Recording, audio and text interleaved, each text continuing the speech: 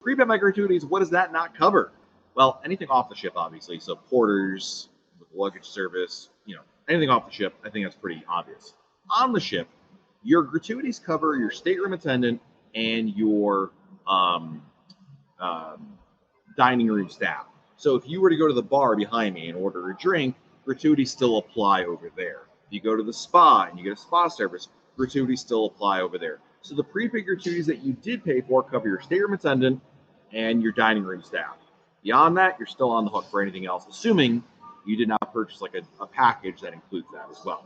How is the new menu being received? And cue the comments. Honestly, I think there's positive and there's negative comments out there. I've enjoyed it quite a bit. I've tried the new menu on a number of different ships. I didn't just go on one ship and base my review on that. Then on a number of different Royal Caribbean cruise ships, sampled it on many different nights of the cruise. So I feel I have a pretty good sense of it. Just like the old menu, there were some things that I liked, some things I didn't like. Most of the food is probably in that good to very good phase. The new menu, like I said, there's positive and negative comments about it. Again, I've tried the new menu, and I've tried it on a couple different sailings. I didn't just go on one cruise and base my review on that. I've sampled it on 3 different ships so far. I might even go on this cruise to try it out once or twice. But basically what I found is similar to the old menu. There were some things that were good, some things that were not so good. I think most of the food is somewhere between that good and very good stage. There are a couple items that are excellent, and there's a couple items that were not great. There was some eggplant thing that was absolutely terrible. But overall, I enjoyed my meals there. Did you hear anything about Anthem going to Singapore? I did. I posted about that also today at RoyalCaribbeanBlog.com. Beginning in October 2024, Anthem of the Seas moved to Singapore. So more details, or as few details as there are. There'll be more details later this summer, E. Jenkins. But yes, that is confirmed. Think of Sailing Icon in May 25. Is booking 2 years out too early? No. There is no such thing as booking too early. I know in airfare, it's very common. People say, oh, don't book too early. Your prices can go down, things of that nature. But actually booking early 2 years and a year in advance is actually advantageous for cruises because you have the possibility. First of all, prices tend to be lowest when cruises first come out, especially ships like Icon, which have such high demand. Prices only go up from there. So, yeah. What can and can't onboard credits be used for? Onboard credits can be used for anything that you can charge, as I find it, on your SeaPass account. So anything that you can use. It's not like, Jesse, when you purchase something on board, you don't say, can I please use this towards a certain purchase? It's onboard credit as a credit against your account. So at the end of the cruise, if you spend $100 in purchases and you have $50 onboard credit, then you owe Royal Caribbean $50. Pretty simple like that. So basically anything that hits your SeaPass account can be offset by your onboard credit. In Star Class, do you know what the working hours for the Genie are? Don't want to be the person that calls them their downtime. They basically work around your schedule. Now, sometimes if they are sleeping, they may not respond immediately. They don't have their phone like next to their face, and if you text them at 3 a.m., they're going to respond at 3 a.m. But otherwise, they're around. Obviously, this is also a conversation you can have with your Genie once you get on board the ship. But they're pretty flexible. Can you please talk about setting ship time? Do excursions go by the ship time? Yes. Whatever the ship time is, it's up to the captain whether or not you follow local time or you stick to ship time. Sometimes ship time is the time in which you left wherever your home port was. But when it comes to the tours, yes, they go with whatever the ship is adhering to. Do you know why Icon will be coming to Europe? I don't. I suspect Royal Caribbean, being a for-profit company, decided for one reason or another that it made more sense for her to start off in the U.S. I mean, part of it, I think, is that she's not. Royal Caribbean won't take delivery of the ship until sometime in the fall. That's after the European season. And as to why it won't come over in the summer in 2024, I'm not sure. I suspect they seem to think that they can make more money in the U.S. market for one reason or another. Why doesn't Royal Caribbean allow you to board the ship every day like MSC? MSC is a European cruise line, and in Europe the protocols are a little bit different than in the U.S. But essentially, and it's kind of weird. Not that it's a bad thing; it's just different, and not the way that Royal Caribbean likes to do it. I'll be selling on Allure of the Seas this Sunday. Any tips?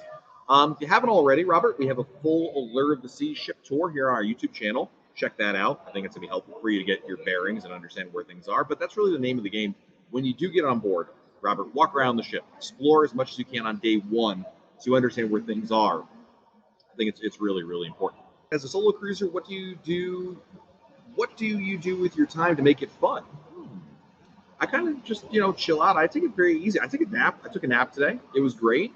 I kind of, I'll go to the venues and sit there as long or as little as I like. For me, when I'm solo on a cruise, I like when I'm not, obviously I'm doing some work here for Royal Caribbean blog, but aside from that, I really just come at it from the perspective of just relaxing. There's a lot of downtime where I'm just sitting on, I find a comfortable chair somewhere, and people watch, things like that. I find that very enjoyable, quite frankly. What are the chances of getting a last minute cruise on book cruises? I'm having cruise withdrawal. I mean, you might not get a good price. That's the thing. Last minute cruises are available, but that doesn't mean you're going to get a steal of a deal. More often than not, you actually end up paying a lot more for them. But they do exist, so keep an eye out. The problem you're running into, Skyfrog, is you're looking at, especially if you want one now, is you're coming up on the start of summer season, and that is popular. So you might not have so many options that are there. Are there any parts of the ship, particularly Odyssey, that are cold that would necessarily bring a hoodie or sweater? Ooh, some of the theaters tend to be a little chilly. If you ask my wife, definitely. Me, I'm usually comfortable in them, but everybody has different perceptions of what's cold or not. So I would say theaters, since they're more enclosed, tend to be a little chillier. The dining room can also be like that to some extent. But again, I think it's for some people, it's just some people are always warm, some people are always cold, and I feel like that's kind of along those lines. If I've been to the Caribbean on a cruise, is it worth going again? Oh, yes. No, it has. I mean, there's a lot to do in the Caribbean. It's not just a one-trick pony. If you went to the beach, there are other beaches. There are other historical sites. Lots of cool things to do. So, yeah, there's lots of cool things. Don't limit yourself to that. It's not a one. There's plenty of interesting things and a lot more interesting places to go to. Whether it's San Juan, Puerto Rico, whether it's the ABC Islands, whether it's Cozumel, Corporate Day, Coco Key. There's a lot of cool places in the Caribbean. And if you've done one Caribbean cruise, I don't think it's enough, quite frankly, to say that you've done it all, because there's absolutely gorgeous places out there. If the show say sold out on the app, will there be opportunities to still make reservations on board? Possibly, yes. You have to check. I mean, the answer is no one knows, but there is still the possibility. People cancel all the time. And on top of that, there could sometimes be additional availability. In fact, Rachel, it's not uncommon that sometimes there aren't additional show times that aren't listed in the app to begin with, and they're only available on board. As an example, Rachel, it's not a show, but I'll use this as an example. North Star was only bookable for certain days pre-cruise. Once we got on board the ship, there are more slots available. So that it's not unheard of, in other words. So yeah, definitely keep checking back there.